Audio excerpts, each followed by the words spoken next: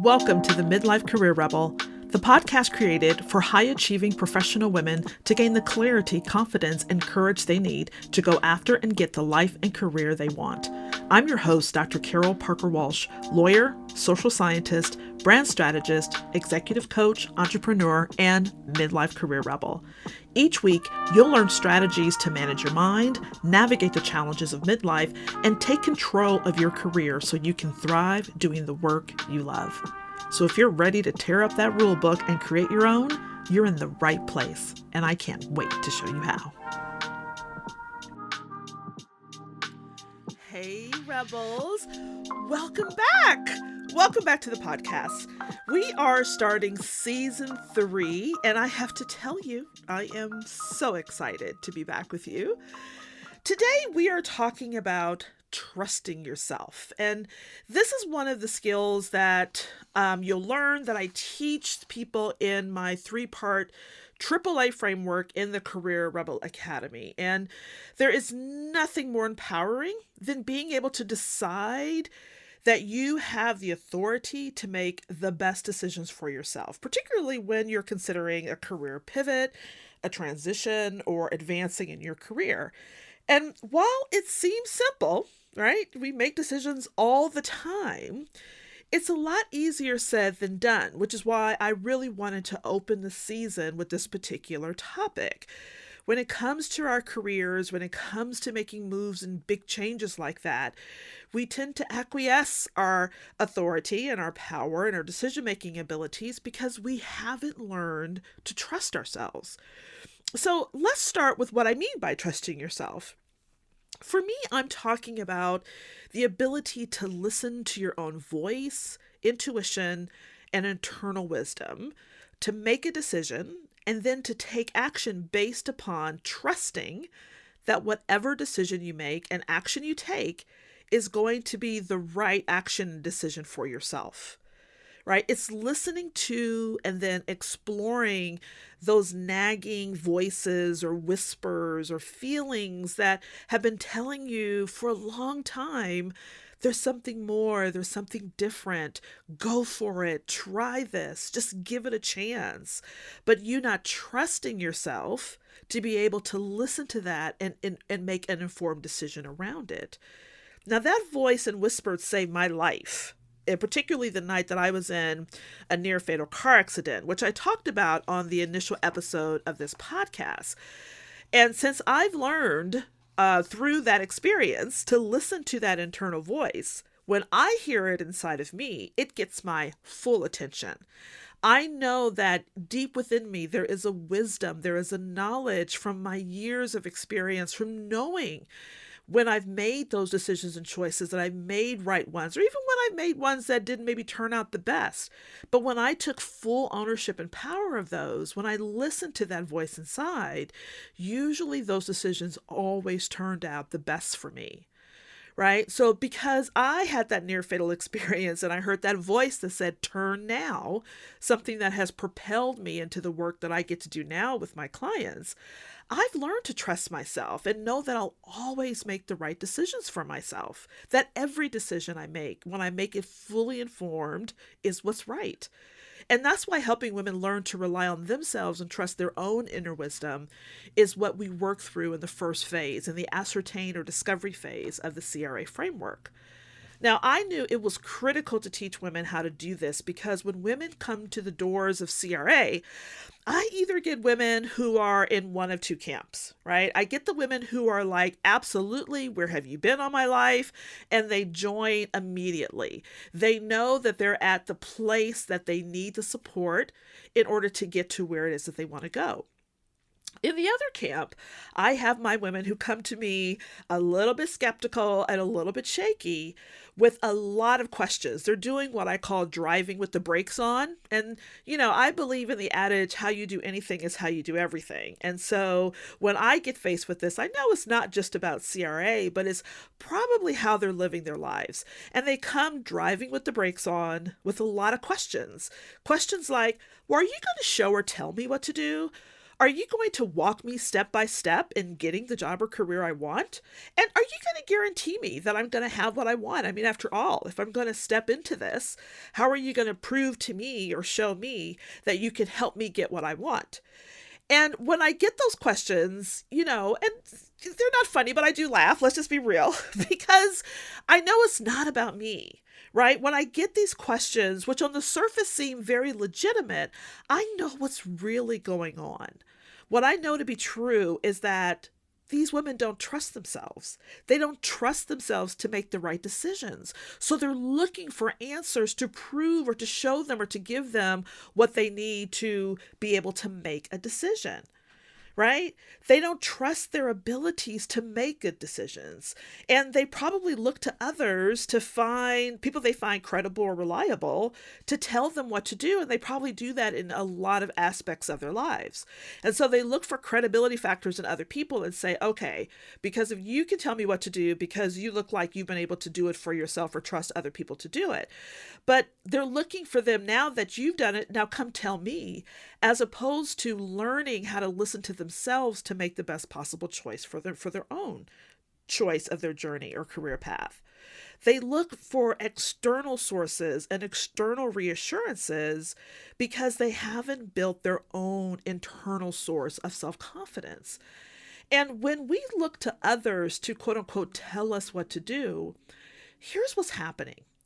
Not only do we not gain confidence in ourselves, in our own wisdom, our intuition, or even our own experience or expertise, we also use either me or others telling you what to do as evidence that you just can't trust yourself or that you shouldn't have confidence in yourself. And when you rely on me or anyone else to tell you to take that job or go on that interview or quit that job or change careers or stay where you are or whatever the question is, what you do is that you gain greater confidence in me. You gain greater confidence in the person that's telling you what to do, but you're not gaining confidence in yourself. You also absolve yourself of being responsible for your own decisions in your own life. So when it works, you trust me, not you. But when it doesn't work, you not only don't trust me or trust the person who gave you the advice, but you still haven't learned how to trust yourself. So it's really a lose-lose situation when you look for other people to give you the answers to things that you need to discover how to find out the answers for yourself. When you trust yourself and make decisions, then whatever decision you make will be right because it's based on you trusting you. That's why in the work that I do with my clients, I don't tell them what to do, but what I do is to help them trust that voice inside that's been there all along, guiding them, supporting them, encouraging them, and giving them the answer. But they may have been ignoring or disregarding or even distrusting for a long time. Now, let me give you an example. I recently had a past client reach out to me wanting to talk about a promotional opportunity with me. She said, I need to work with you. I need to hire you again because this opportunity is coming up. And she was confused about what to do because it seemed like the logical next step in her career journey. She was being seduced by the title and the salary increase and told by everyone around her. She was getting all the support and encouragement that she was receiving. And actually, she said to me, it was rather intoxicating to get all of that feedback and encouragement. And so because of all that, she had talked herself into believing that she should go after it, that it was a great opportunity, right? But she just wanted to talk through it with me and maybe prep for the interview. So all of this external feedback, all of this external noise got into her head, and she was about to make a decision based on that and not herself. But over the weekend, we communicated toward the end of the week. And then over the weekend, Monday morning, she emailed me and said, you know what? I'm fine. I don't need coaching right now, because what I did was I did my own soul searching on the position, and I went back to the training and coaching that we did before. And I worked through that and decided I'm not going to go for it. I mean, I got goosebumps when she wrote that to me. It was exactly what I was hoping would happen. right? Much to contrary belief, I'm not hoping people work with me forever. I'm hoping that I give people the tools that they need to be able to use this work over and over and over again to make the best decisions for them throughout their career and their lives. She said, listen, I realize I'm in exactly where I need to be. I'm doing powerful work and I'm on the verge of doing so much more than I can only do in this role. I have grown, I have learned, I have expanded, I have made an impact in the way that I love doing. And if I walk away from it now, I'm going to regret it. And she said, once I started listening to my own voice and trusting myself, I was able to make the right decision for me. And she said, she went on to say, I'm sure it was the right decision because my mind is freer than it's been in months. And then she thanked me. I mean, goosebumps. This is exactly what happens when you learn to trust yourself. So you're not seduced by all the external things or other people telling you, absolutely, this is where you should go. This is right for you because you know what's best. Or when everyone's telling you, no, no, no, but you know it's the best thing for you. That's what trusting yourself looks like. Learning to trust yourself will equip you with what you need to make some of the most important decisions in your life. But because we're so desperate for answers and don't want to sit in the discomfort of the unknown, we do things like ask everybody that moves what they think. We ask others what they have or would have done in the same situation. And then what we try to do is copy the steps that they've taken without any regard for the disparities or the differences between who they are, their values, their family, their vision, their goals, their experience, or even what they're trying to go after. Like we know none of that and we take none of that into consideration. We just listen to the steps that they said worked for them. And so we follow suit without really checking with ourselves to know if it's the best thing for us.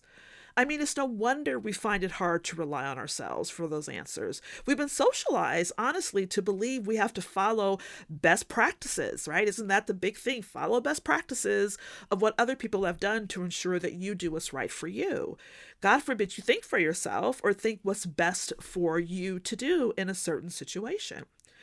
But if somebody else tells you what to do, you'll never know how to replicate it. You don't know how to create more of what you want to create. You won't know how to set a goal and achieve it for yourself. In the Rebel Academy, what we do is teach women that inner game work that's so critical to their success, this ability to make decisions out of trusting their own knowledge, their own intuition. It's understandable that you don't know how to do it right now, right? Because you don't have the confidence yourself. It's not something that's been built up in you to be able to say, this is what I can do. You maybe haven't been listening to that inner voice, that whisper, and you've been relying more so on these external factors, these external indicators versus yourself, listening to other people and not you.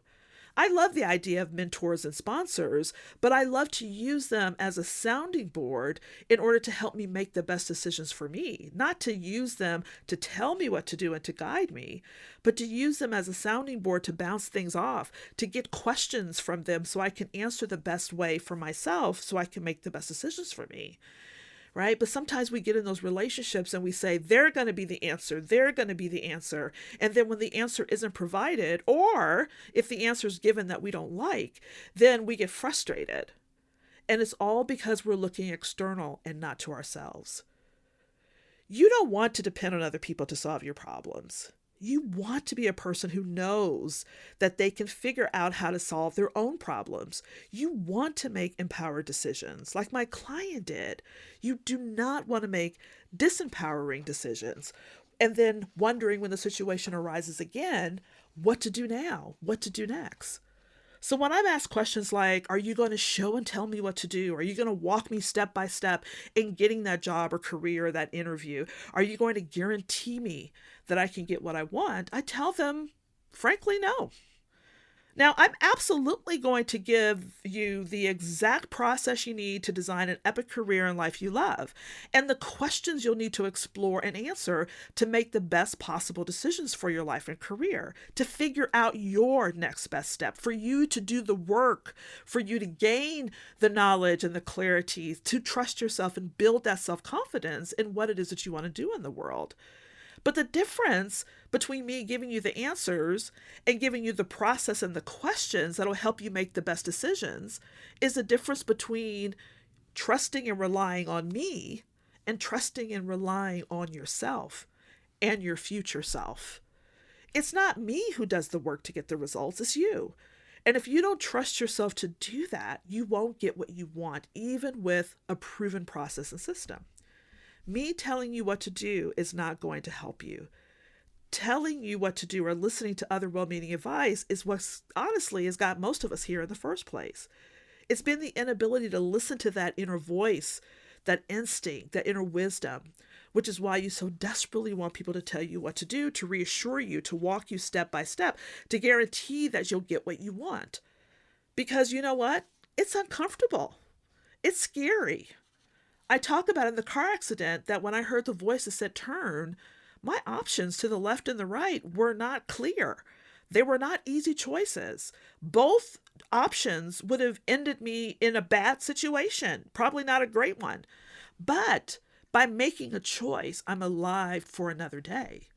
And see, I'd rather make a choice where I may get dinged a little bit, but knowing in the end, in the long run, it is the better possible path than going and taking a direction that is surely going to be my demise. Yeah, it's uncomfortable. It is scary. But discomfort is the currency of dreams. You got to go through to get to the other side. And you want to be able to trust yourself to go through that process so that you can get to the other side. You don't want someone to deliver you into something. That's not going to help you. You want to know that you can proudly walk through, gain all the wisdom and knowledge along the way, so that you can trust yourself the next time the situation arises. Now, one of the things I work toward and pride myself on, as I said earlier, is that when my clients leave me, they don't have to come back. It's because I didn't hand them a fish, making them dependent upon me for their food. What I try to do is to teach you how to fish so that you can always depend on yourself to get the food source that you need, right? So I teach you how to not rely on me, but instead how to rely on you and to trust yourself. Now, how do I do that?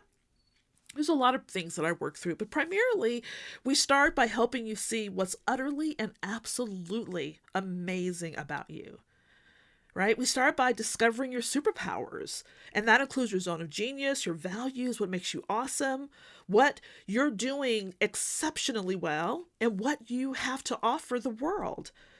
We'll talk and walk you through all of your past and your experiences that you have had throughout your life that gives you that through thread and understanding and experience of what it is that you have to offer the world.